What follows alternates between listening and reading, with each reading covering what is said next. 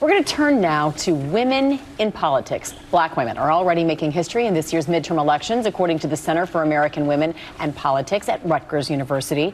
At least 133 black women are major party candidates for the U.S. House, 22 for the Senate, and 12 for governor, and those are all new records. And the organization Higher Heights for America is working to turn this momentum into results. The group says it is, quote, the only political action committee exclusively dedicated to electing more progressive black women at the federal and statewide levels.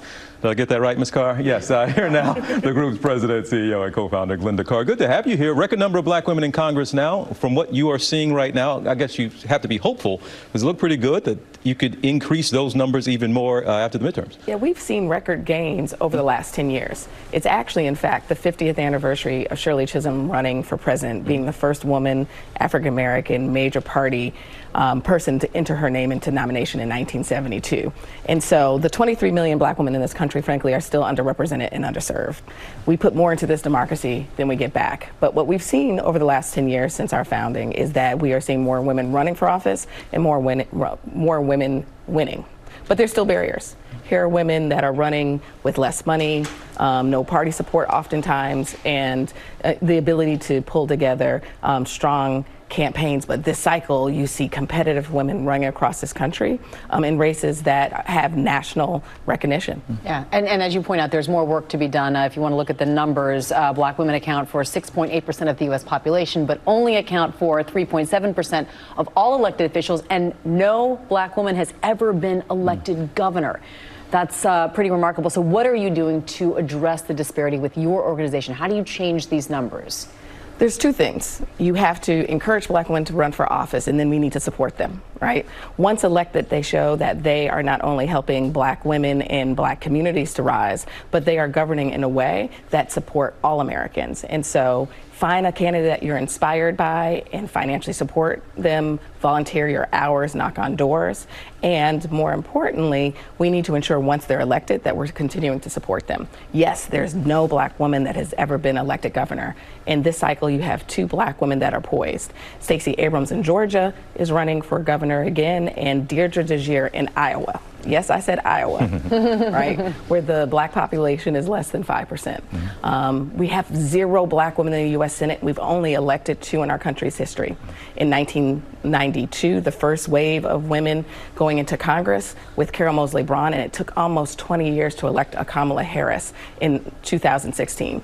We now have 2 black women running in the Deep South, Congresswoman Val Demings in Florida, and Justice Sherry Beasley in North Carolina. And so all eyes are on what black women electeds are doing this cycle around issues that we care about, but more importantly, there are a diverse group of black women running for office across this country. You mentioned Congresswoman Demings, who's certainly gotten a lot of national attention, but who else out there?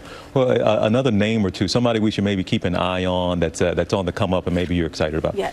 We also have a record number of black women that are running that are younger, that come from lived experiences that are different than our usual. We're changing the face of what leadership looks like. Currently, that leadership is still mostly male and mostly white. And so a Summer Lee who's running for Congress in Pennsylvania, she's a young current state legislator who boldly says she's an activist.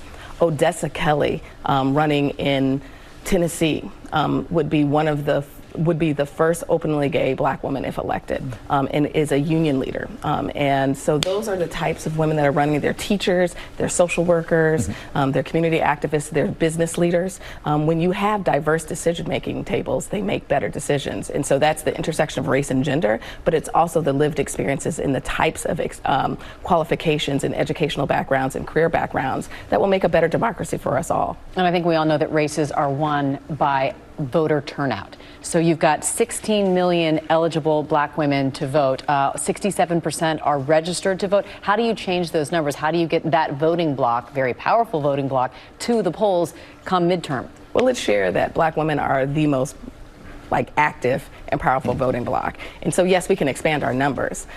We are going to encourage our neighbors. We need a voting partner. Black women will do our part, and they may feel discouraged in this current environment, but black women will show up at the polls because they know the issues and the values are on the ballot this year. And not only are we going to organize ourselves to the poll, we're going to organize our house, our block, our church, our sorority, and our union. It is what my mother did. It's the tradition of what Black women have done, ensuring that our House is ready to vote and that we're going to vote for candidates that look like us, that hold the values that we care about to help move this country to higher heights. President, CEO, and co-founder of Higher Heights for America, Glynda Carr. Thank you so much for being with us, Glynda. Thank you.